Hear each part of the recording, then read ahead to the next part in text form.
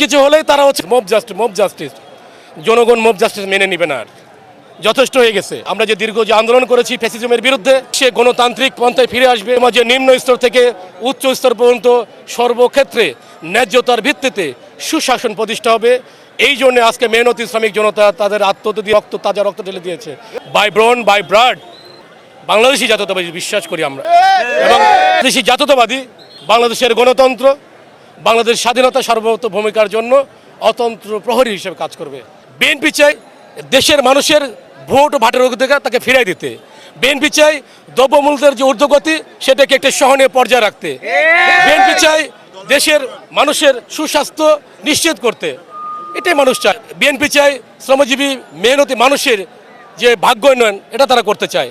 বিএনপির মূল বক্তব্য সেটা হচ্ছে কৃষক শ্রমিক জনতা গড়ে তোলা একতা।